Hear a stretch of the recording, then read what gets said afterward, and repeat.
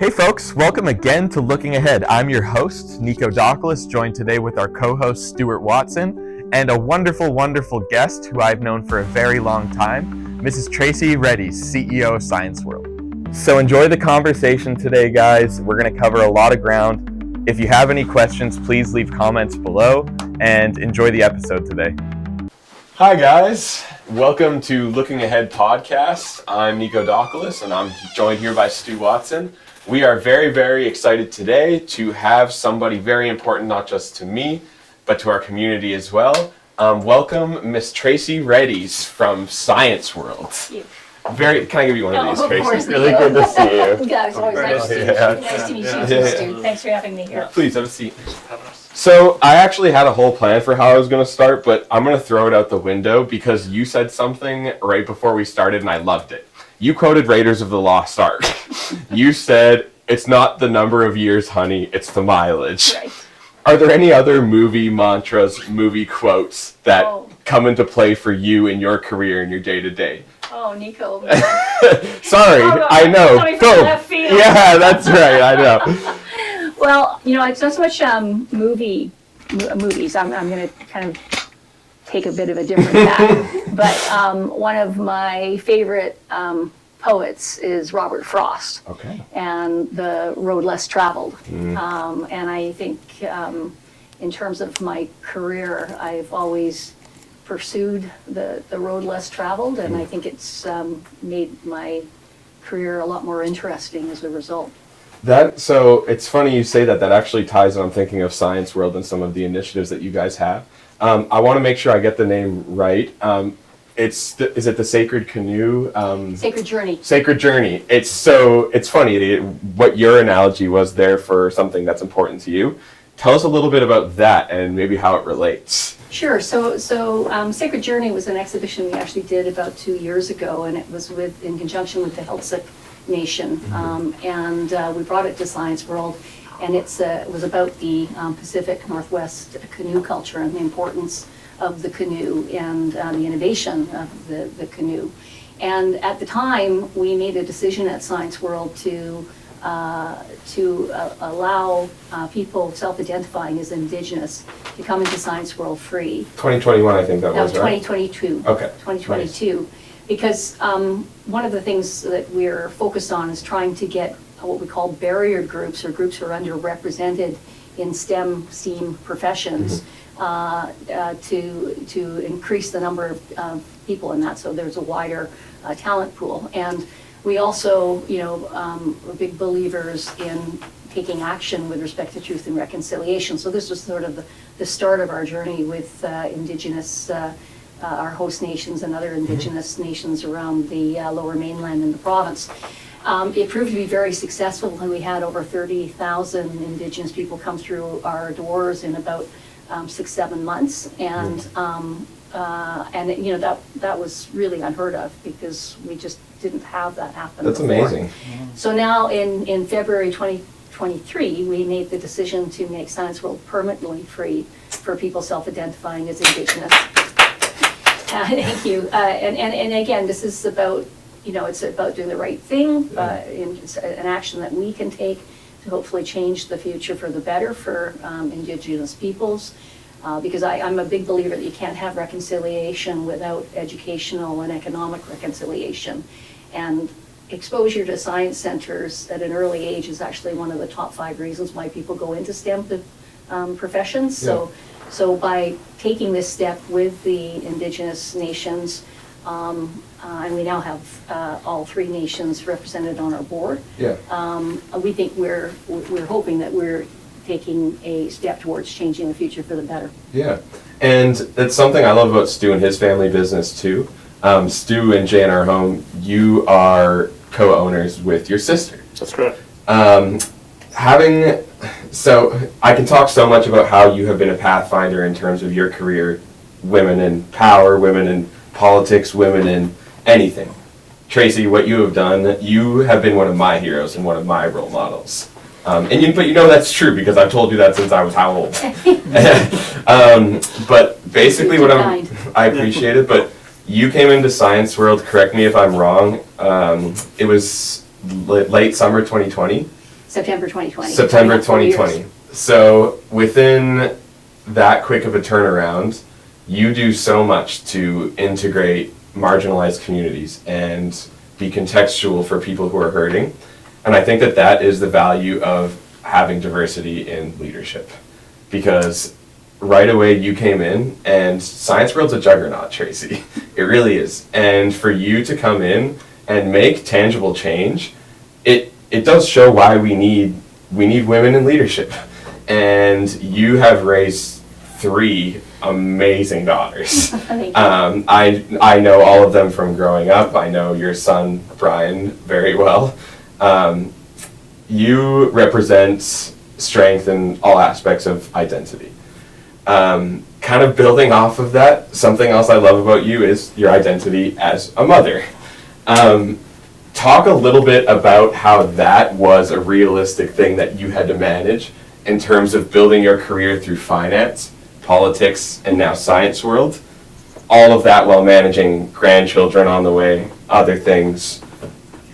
Well, it's funny because when you look back at things, when you were going through it, you didn't think too much about it. You just did it. When you have the benefit of being able to reflect on it many years later, you wonder how did we actually get through it? But I was, and I say this to people, that I think one of the most important choices that you can make in your life, or probably the most important choice, is the choice of your life partner. And my life partner is George, and who's also an entrepreneur. And he was, we both graduated together in 1989.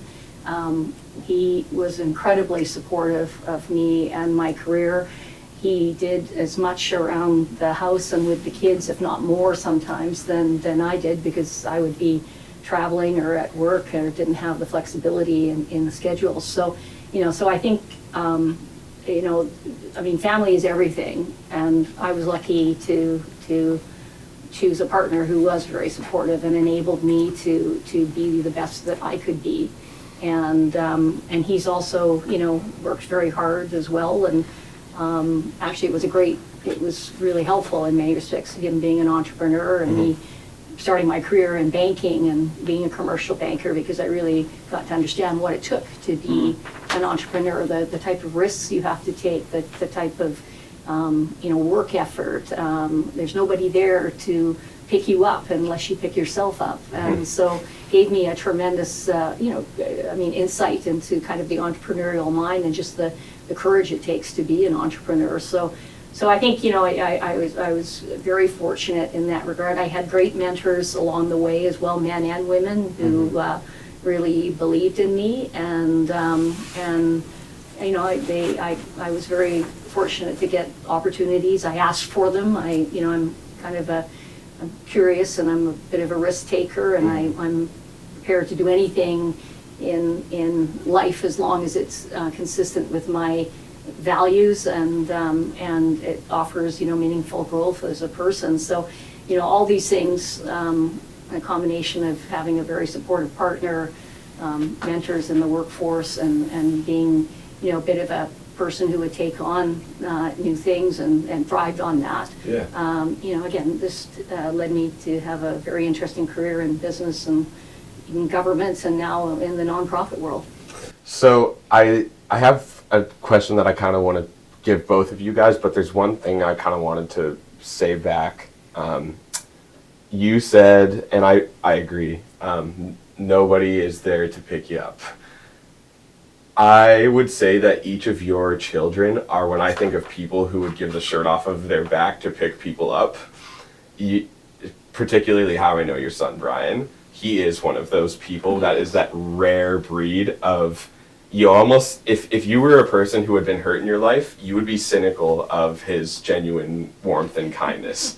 Because it's why, what's funny is even in conversations with him, he is challenging me to think about the most empathetic perspective I can have on something that is really hurting me.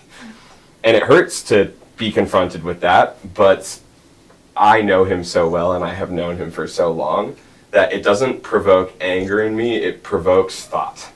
I think I just want to say that, Good job, Mom. Oh, thank you. Well, I mean, again, I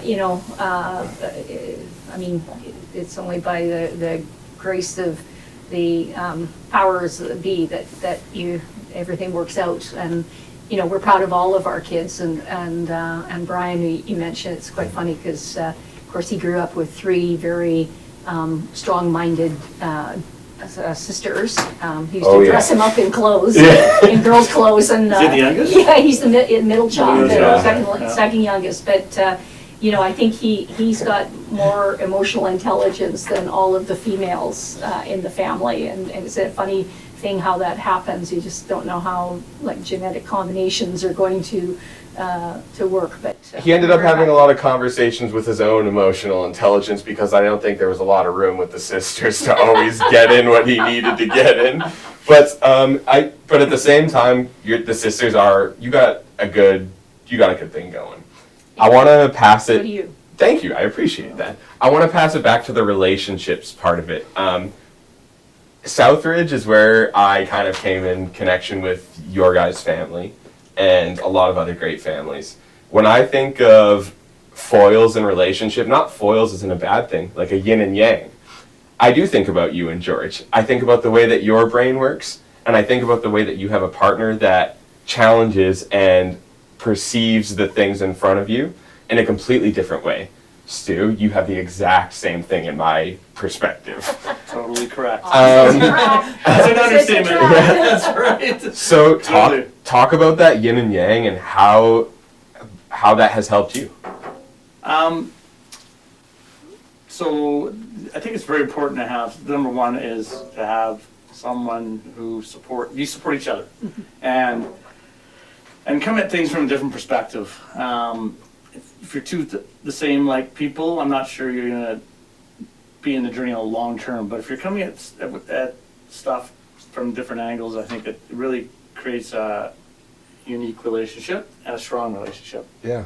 So, my wife of 1 year, I've known her for many years, but she's very detailed, very emotional, totally opposite of what I am. Yeah, same. I'm not emotional either. Right. Yeah, why are you laughing so hard, Tracy? That hurts my feelings. And he's better if he's emotional. It's like this, right? Yeah. No, I just So good. So I think the opposites attract, to your point, and I think it creates strength and longevity. Yeah. Longevity. What we talked about resiliency a lot yesterday. That has to come and play in every relationship, business, personal. I feel like people and my best role models and best mentors have preached that in relationships. Resiliency. How have you practiced resiliency in your career? I was going to say, I thought you were going to ask me about my marriage, which is 35 years. Yeah, there's an answer. There's resiliency. Yeah, exactly. That's no. George, we love you, but we're not going to take it. We already have family counseling on this show. We're going to make this more about the. Please, sorry. Well, again, it's easier to be resilient the more experience that you've had, and the more you take on challenges and get through them, the easier it is to approach the next challenge. Yeah. And, so, I mean, when times are difficult, particularly in business, I don't choose to sort of focus on the difficultness of it. I looked at it as opportunities, right? We're right now at Science World, when I arrived in September 2020, it was the height of the pandemic. We'd been closed for 5 months. We were losing about $350,000 a month. Had no idea how long the pandemic would be and whether or not we would be able to ride it out. We had a bit of a war chest, but we just didn't know how long. So, for me, I guess over the years with the different experiences I've had, I can go into situations and look at things and sort of figure out what do we have to do here? What are the main things that we have to do? Try and keep it calm, trying to help staff, because obviously when you're going through challenging times, the staff, it's really tough for the staff. Yeah. And, you know. That's a very empathetic point of view. Well, and I mean, you know, I had only just come to Science World. Some people have been there for 20, almost 30 years, Yeah. right? And so. So humility in entrance is also important. Absolutely, Yeah. absolutely, and recognizing that, you know, again, you can't succeed in anything in life without bringing everybody with you, right? Yeah. Like it's a team, business is team sport, and nonprofits are a team sport. Government should be a team sport, but it doesn't actually work out that way sometimes. But you know, I think, again, for me, I've been, you know, I've been in, I couldn't believe this the other day, I was thinking about it, I've been working for almost 40 years now, in, you know, different countries, lots of different fields, different industries, so it brings you know, I've been lucky to have those experiences and to go into a lot of turnaround situations, and it just gives you a bit of a basis for being able to recognize problems and then deal with them. And like I said, it's experience as you go into new things and you are able to find ways forward, and that just gives you some confidence in your abilities, and you know, hopefully you can go in and help make a difference for the people around you. But you always have to recognize that it's about the people around you and bringing them along, and that's been quite a haul. I think this has been probably these last 4 years, and Stu, I don't know how you feel, but certainly probably some of the most challenging years that I've seen in 40 years of business. Absolutely. And I just one question. You jumped into Science World 5 years into the pandemic. No, Or first for 5 months. 5 months, 5 months yeah. of the pandemic. Yeah. Like, what made you jump in? If you don't mind me asking. Yeah, no, it's, That I must mean, have been, there's challenging times there, and yeah, and I, you know, and I like challenging situations. I mean, in my banking career, you know, most of my last positions in banking were, you know, turnaround, challenging situations. So I kind of, I guess I enjoy that piece. But actually, what drove me to Science World is I've been working with the opposition government, the BC Liberals at the time, on policy, and I'm very interested in education policy, because I think education, knowledge is what's going to drive productivity and our not just our economy, but the healthiness of our societies going forward. So, and I'd, of course, being a mother of four, had been to Science World many times, but working on this policy, we were looking at how could we develop technology centers of excellence within the province, surrounded by the major universities, supported by favorable tax incentives, and using government as a customer. So I was already kind of looking at these different policies from a government perspective. So we were going to get into government, which is another story. But and then I got tapped on by one of the headhunters in town about the Science World opportunity, and I kind of looked at it and I thought, what? And he said, look, read what Science World is doing. So Science World, behind the scenes, not only, you know, do we have about 750,000 visitors a year, we train thousands of teachers across the province, and we reach thousands of kids across the province through our On the Road program. We're in 300 communities.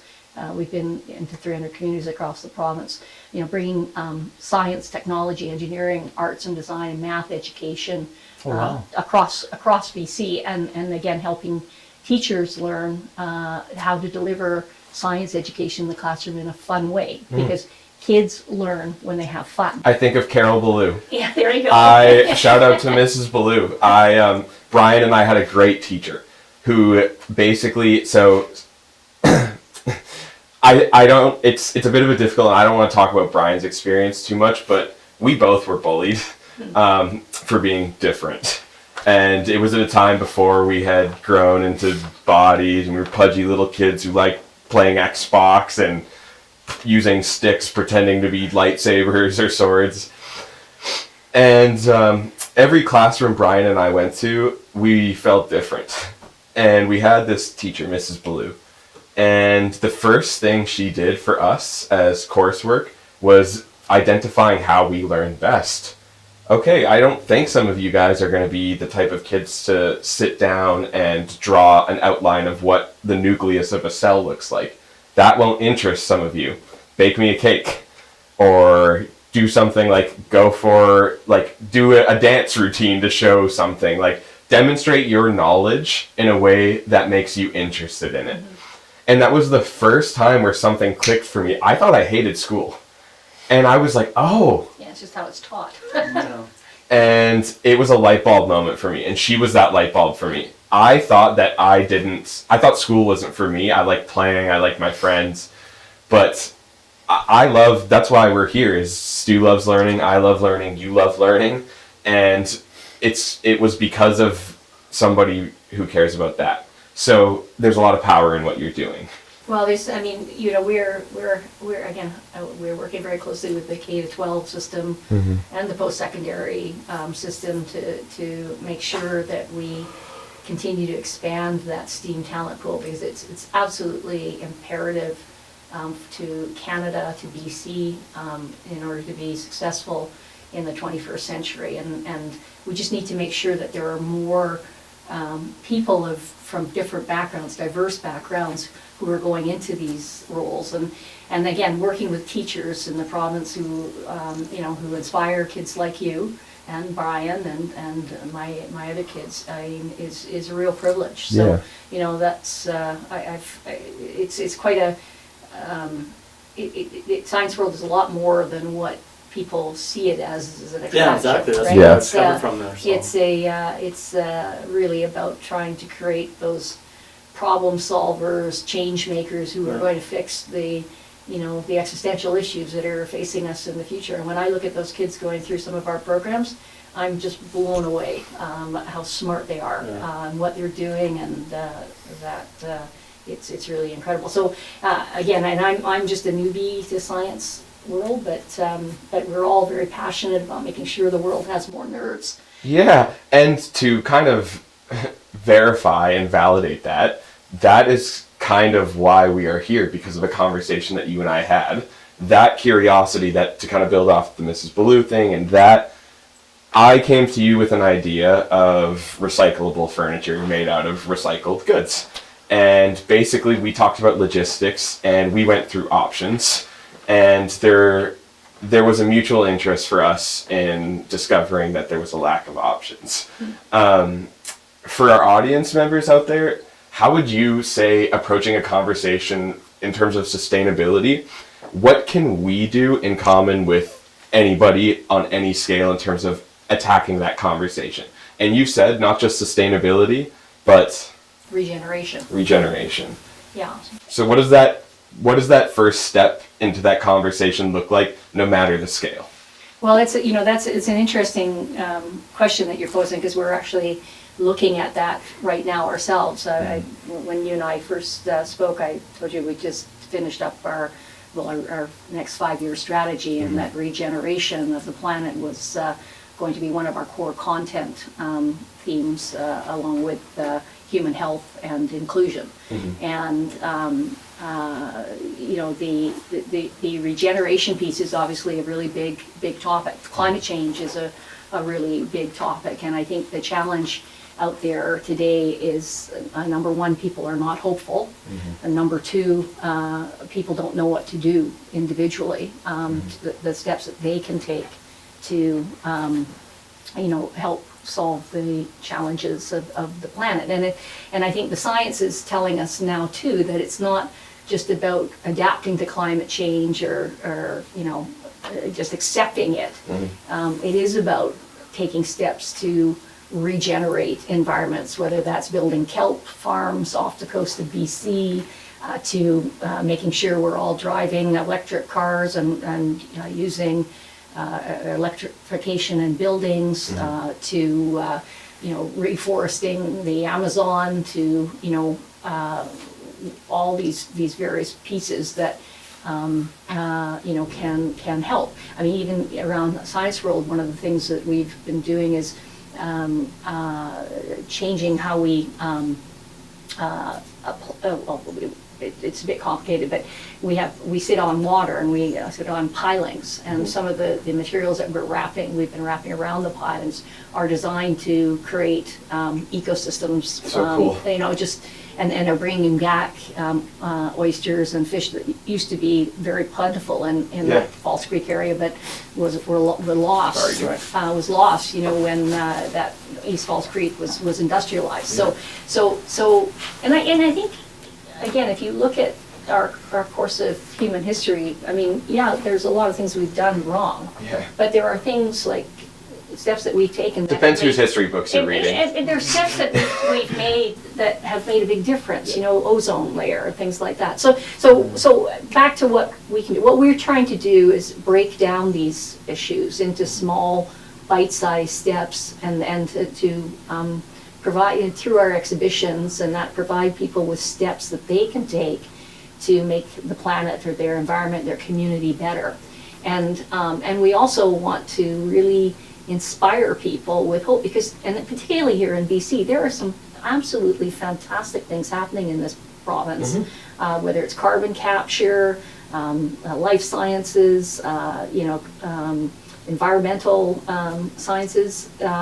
We have a lot of brain power here, and I'm very confident, again, that we will find solutions. So we're going through this whole exercise now as part of our strategic piece, our strategic plan implementation, but I think it's about breaking things down into steps. We use the scientific method of teaching quite a bit. We would have had it in school where you pose a question and a hypotheses, and then questions, and then you test the hypotheses and that. So we can do that with all of the different exhibits and programs that we do. And so now we're kind of building our regeneration content, and sort of that's what we hope to achieve as we go forward. So I want to give you a chance to just give everyone the breakdown of the acronym STEAM. Sure. So it's science, technology, engineering, art and design, and math. And so has it kind of evolved from STEM to STEAM? Yes. Okay, and that's something you're passionate about too, right?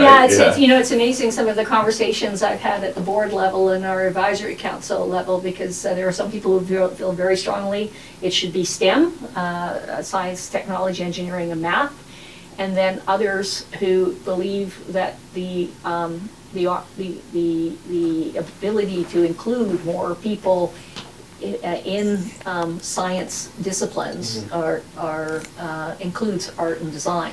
And I always say that from my perspective, I believe innovation comes at the intersection of technical skills and the creativity, the collaboration, the critical thinking skills. And it's that intersection that produces innovation. And the great universities, when they were established, were not about arts or science, they were arts and science. Yeah. And so we evolved to STEAM, and of course art and design is very evident in creative technology, problem solving in all disciplines, and you think about architecture and things like that. So for me, it's a pretty easy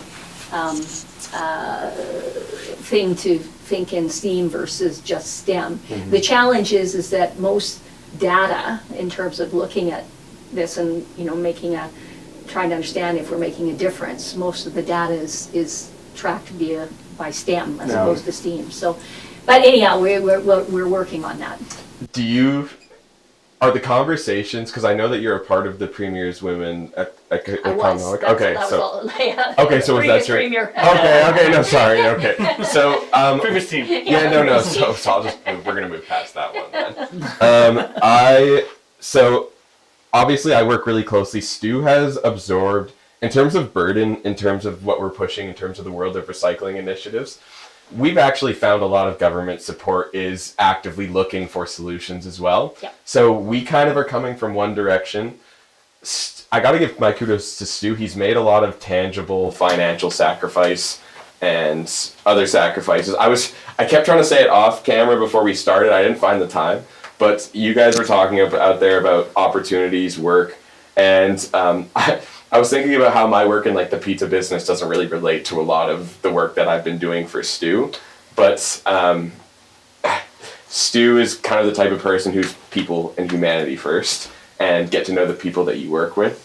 The team at Science World, when you go there, they're very positive, they're very uplifting. The staffing process, how do you guys go about that? I feel like, Stu, I want to hope I was a good pick for your team in terms of what we started doing together, but that's got to be something that at this point in your careers, you have a meticulous method. And Stu, why don't you kind of open that up for us? Meticulous method. Exactly. I think it's just, being around business for a long time, being around people for a long time, kind of getting a sense of a person's personality. Mm-hmm. It almost comes second nature now. Mm-hmm. So it doesn't take, you find out very quickly what a person's about. It doesn't take a lot, for me, it doesn't take a lot of time. And a lot of it's just gut instinct. Yeah. It's probably 90%. I mean, if you can get the most beautiful resumes, you can, all this history of what that person's done that's in front of you, but it's just, what I always go with my gut. My dad said in his experience, when people give their 2 weeks notice, that's like a really easy time period to judge somebody's character, to see if they care about upholding their, granted that's the perspective of an employer of how many years. Is there any times when you look at people a little closer to see how they're handling things to judge their character? In times of crisis, Yeah. I think that's when you really see someone's true self. So that would be the only time that it really, most people's characters are their character, but when there's a time of crisis in their personal life or business life, that's when you really can see their real true self. Resiliency. Looking ahead. Yeah. And I think, again, similar is that when you see how somebody responds to a bad situation, and there are going to be bad situations, that's just it's the nature of life. Mm-hmm. But how people respond to that, how they move on, how they grow from that, always tells me a lot about the character of that individual and whether or not they'll be successful over time. And I know for myself in terms of my emotions in my life, and you've been close enough at times, Tracy, to see where I struggled earlier on in moments where I let too much emotion come through. And sure, maybe I was justified in my head, but it's important that we take critical reflection with us and we ask people we care about, how did I handle that? And eventually getting to a point where you can be honest with yourself and say, how did I handle that? And I would say the people I work with in your life that you've chosen, and Science World does represent themselves very, very well, Tracy. So I would say that kudos to both of you guys for the teams that you've assembled. Times of Crisis, you said, show who you are. I'm going to talk a little bit about her resume for Times of Crisis. You said something builds confidence. I'm going to test your confidence right now because I'm going to go through all your accomplishments. Yeah, exactly. I'm going to go through all your accomplishments, and you have to sit there and you got to listen. So you, from the turnover of technology from paper to electronics, you were in the banking industry. That's one thing. So let's progress through to the late 2000s, the recession of 2008. Yeah. Oh, fun times. Were you CEO of Coast Capital at that time? Yeah. Okay. It happened around May 2009, so we were just kind of had passed the first part of the crisis, but then I think what people didn't realize is that this was going to be a bit of a long haul. And you moved on from Coast Capital, correct me if I'm wrong, in 2013? 2015. 2015. So you waited well until things had sustained after the recession and the fluctuations became less volatile. Yeah. So that's you. That's you as a person. And I remember the Coast Capital years because you had a GameCube in one of your locations near our school. Right. And that's why I opened my first bank account with you guys, was I wanted to play the GameCube while I was waiting in line. But, hey, I'm still a customer, man. It's the simple things. It hooks you for life, honestly. Let's fast forward a few years later. You get voted our local representative for our catchment, South Surrey White Rock. Congratulations. So the pandemic, we didn't know at the time that you had moved on from the time that you did. We kind of thought that the pandemic was winding down because at the end of summer, we hadn't been hit by a Delta variant. We hadn't been hit by an Omicron variant. even for us at the restaurant, they were forecasting that we were going to be open as usual. And Tracy, I was a young business person who thought I knew everything, and then the pandemic happened. My grandfather always told me in his old Greek wisdom, I graduated from university, and he said, what do you want to do? I said, I want to do the family business. And he laughed at me, and I'm like, why are you laughing? Like, I could do it. And he told me the workforce is good, the workers are there, the stuff is good, you have a family, everything's good. Bad times come, you don't like so much. Yeah. And I'm like, listen, man, like you know me. Yeah. Bad times, me, like you must, come on, old man, like I know better. Well, you know, fast forward, pandemic, my brother and I had to lay off 85 staff members. Yeah. We had gone from winning Business of the Year from the Chamber of Commerce, not Restaurant of the Year, Chamber or Business of the Year. Yeah. And that was like, oh, I'm 24 years old and I am, look at this. And then suddenly you're realizing that this isn't a game. Things are at stake. People are at stake. I sent you an email and I basically was like, here's what's going on. My grandma's sick. The restaurant's dying. I just had to fire a bunch of people. I don't know what I'm going to do. My head's going to explode. And the first thing that you checked on was family. That was like the first thing that like you addressed in the note was like, I hope mom and dad, and I'm thinking of your grandma. I remember that. And it makes me emotional to talk about. I get emotional every episode. But that was a moment that is very ingrained in my memory. And while you were going through amidst a transition of, I didn't know, but obviously thinking about life changes in science world, you didn't make that about you. You helped me as a young man, as a business person. You helped us innovate an outdoor patio in the parking lot. Yeah. And then you transitioned and we had Trevor on and he took what you started and pushed it through. So you didn't just pass it off. You waited again until disaster had settled. Yeah. And then you took over somewhere new.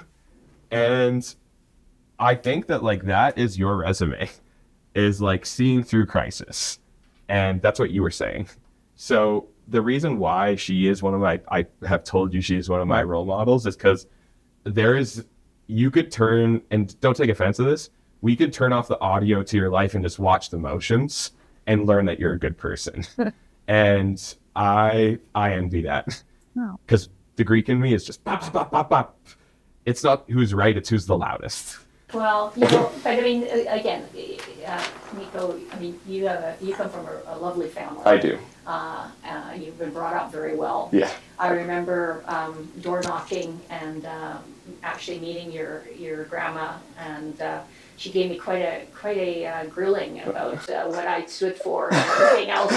So you come from a very strong family, and I think you know, and I was very fortunate too. I had you know, again, wonderful mom and dad who are still alive, and you know, family was always very important. So, and I think, you know, I think the other thing too is that, and George and I have been lucky, you know, to be successful and you know, for okay, and I think people who have success, there's a responsibility to give back, you know, to the community, to do the right thing, right? Yeah. And I think, you know, that's been an important part of my life. And, you know, but I really like, I've worked with some great people, you know, in banking, government, nonprofits.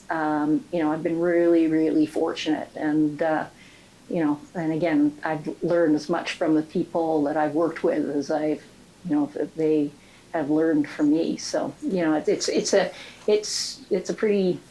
a pretty good life.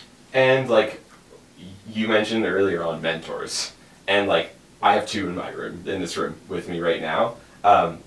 Stu is a visionary who is at in your 50s thinking about what's 60. I'm not going to be the. 2 years.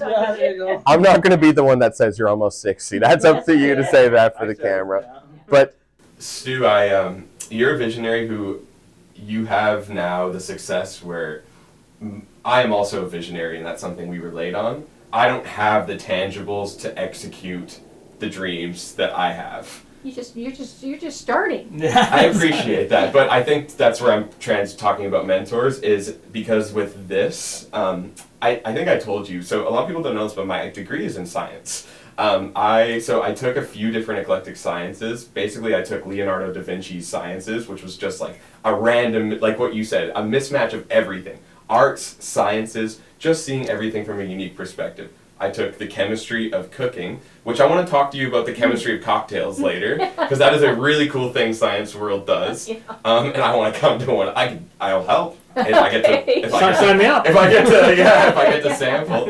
Now I'm laughing. I forgot what I was saying, but and something we collaborated on was Stu. I have to give you credit. In my known demographic that you are, which I would say like white dudes in their late 50s, I don't know lots of guys like you taking initiative to be a part of recycling and eco conversations. And family business is something obviously I relate to. Family business is something he relates to. Care about the environment is something I related to you on that I did not expect to relate to you on. And that is something in our generation I'm really proud of, that this, and you gave us credit actually. I remember you're like, people always blame you guys. I think that is crap because I think you guys care a lot about other things that other people don't. I'm really proud of our generation that we don't litter. We try to recycle. We try to do our organics. And when Stu approached me with the genuine support and the tangibles to make this global recycle standard set happen, it was a bit surprising. And Stu, you've sacrificed a lot to kind of make that vision happen to the point that we get to sit on them right now. What can we send, not to wrap up the conversation, which isn't happening, but what can we send with Tracy as something like, hey, hear us on this and what we've gathered in our experience so far, and don't make it my words, you have more experience than me. Well, no. Tracy's talked about the environment and all the things of regeneration. I think in my experience traveling the globe often, just you see the damage that we've done to the earth. It's very clear. Doesn't matter where you are, Africa, Asia, U.S., Central America, doesn't matter. We've treated this world not very nice during the Industrial Revolution. And our Industrial Revolution, North America, and then China's gone through their Industrial Revolution in the last 25 years. We've not been kind to it. And we need to fix that. And so we as a company and me as an individual have said, what can we do? We're going to try and do what we can do is take something from the environment, plastics, and turn it into something like this. Yeah. And that to me it's a start. We're not going to make a big dent in it today, but I think it's you just got to start the process. Yes. And like Science World's doing their thing, we're going to do our little thing, and we've got some great customers who are talking to us about it, and they're buying into it. So it's happening. Yes. It's just you've got to take step by step by step. So, If I could, yeah, of course. it's those steps taken together that ultimately make a significant difference, right? That's the thing. And congratulations to you, Stu, for having the vision to do this. I think it's brilliant. You're thinking about actually even recycling the furniture back when it's been, when the owners finished with it. That circular economy. Right. Closing the loop makes a lot of sense, and but it's individuals like you. There are many entrepreneurs across this province and across this country who are making these steps. There are individuals taking steps. There are generations taking steps. And again, we've got to have hope here because we've always found a way. Human beings have always found a way, and I personally believe that we've never had a time where we've had access to more knowledge, more potential collaboration. I won't say the collaboration is always there, but there's more potential for collaboration. And, we're seeing it across all of the various aspects of STEAM, the pace of change, the knowledge that is coming forward. it's easy to lose hope when you see what's happening on the news, or when you visit other countries, or even you see our landfills, and that it can be quite eye-opening and saddening. But I really hope, again, your listeners, people have a sense of hope, because that's the most important thing that we're going to need in order to address these things, and to know that we will get through. Right. And Hope can almost provide change, right? I mean, Yes, it's hope that's making you change how you do your business. Yeah. It's hope that is making us change what we do at Science World, and instilling that hope. And I think that's, if that's the gift that we can give people, then we'll have done the right thing. Your guys' hope is contagious. So the more that you have, I feel like the downside, or the yin and yang of hope is a really strong emotion, but pessimism can also be a really strong emotion. So I think that it is one of those more black and white things than I would like to admit, where you kind of have to choose one more than the other, just a little bit. Mm-hmm. And your hope, Stu, and honest, your tangible sacrifices have been something that you are changing things around you, and you're a good man for it. The hero's journey is a trope in literature, very common. I think every story ever tells the exact same version of the same story. Who am I? Answering that question. The best people I know are people who have thought critically about that. And the people who I enjoy working with the most are the people who want to work towards answering that question. Who am I? Your legacy, Stu, is something that right now I feel like this work that you're doing, it is you tackling that question. And in a way, when you were vulnerable enough to, you use that word with me, legacy. When you were honest enough to let me in on that, it allowed me to be honest with you about some stuff that was going on with me in my life. And it allowed us to come together on a common goal, which really is a good thing. Clearing out oceans, taking recycling, and implementing it into feasible, beautiful things like what you did a good job, Stu. Thank you. And I don't know, it's entrepreneurship, good looks. What don't you have, Stu?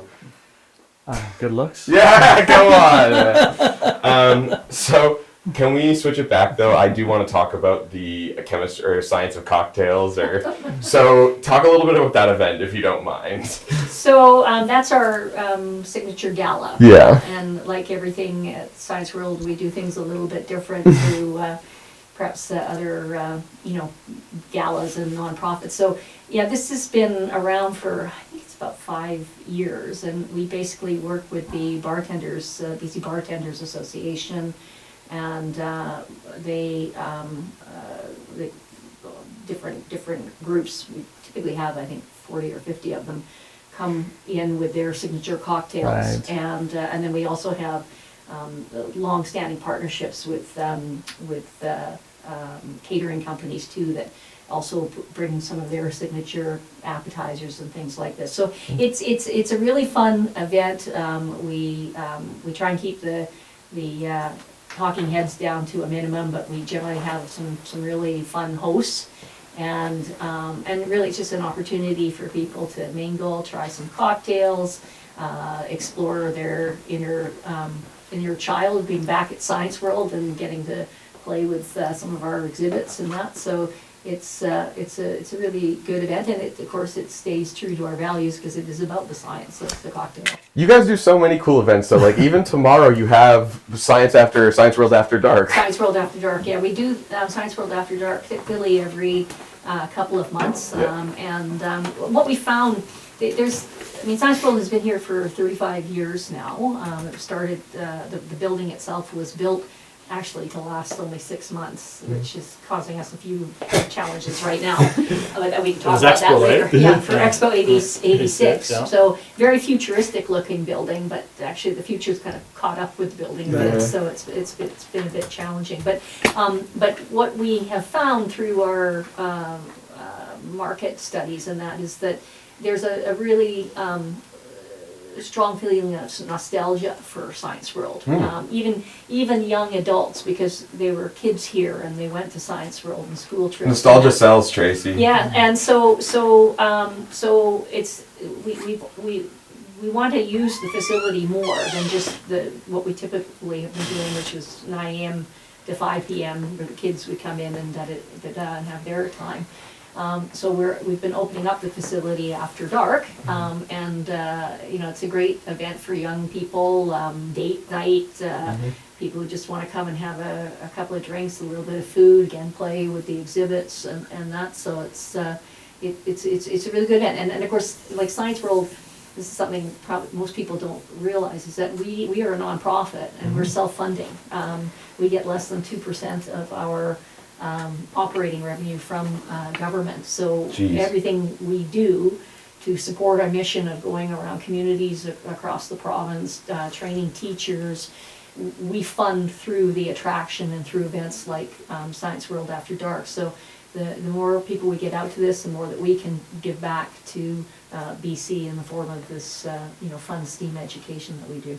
So lately, I talked a little bit about it on another episode, but a lot of my recovery and what I deal with in my concussions from playing rugby for all the years that I did, I like to hear about initiatives that are happening for people who are struggling with symptoms of early CTE and other things. My concussion clinic mentioned an initiative at Science World that's happening in August. Something to do with neurodiversity and sensitivity with stimulants. Do you want to talk a little bit about that? Yeah, I think at Science World, as I was saying earlier, we're trying to increase accessibility for all people. In fact, our purpose is science for all. And we believe that not only is it important to grow that STEAM talent pool, it's also really important to have a science literate society. And so the more that we can help different groups who to access Science World and to stimulate that passion and curiosity for STEAM, that's something that's important to us. We do a lot of work with the Pacific Autism Society in BC, working with kids who have autism. We do open up actually on Saturdays for early for kids with neurodiverse abilities, again because that sensory overload of not only Science World but the crowds can be quite challenging for them. So, and then we're looking. Human health is one of our other strategic content themes. So the program that you're referring to, which I'm just actually learning a bit about it myself, because my team, they're very creative and they of course are they're the science educators. I'm not, but that's again, kind of part of that whole human health journey, and the importance of the brain and looking after the brain. In terms of, I want to bring it back to one last touching of the topic of planet regeneration. How, in terms of us, Jay, and our home moving forward, what is something you can send with us in terms of we've talked a lot about wisdom and we've touched on a lot of things. Send us with something that here's what Tracy Redies from Science World told us to take with her, or to take with us from her. Well, that's a broad question. Yeah. Well, look, I hope just in the conversation that I've been able to give you a bit of information about Science World and who we are and what we're doing. We are a nonprofit, and we need supporters in the community, both business and individuals. You have ours. And we appreciate that. And I think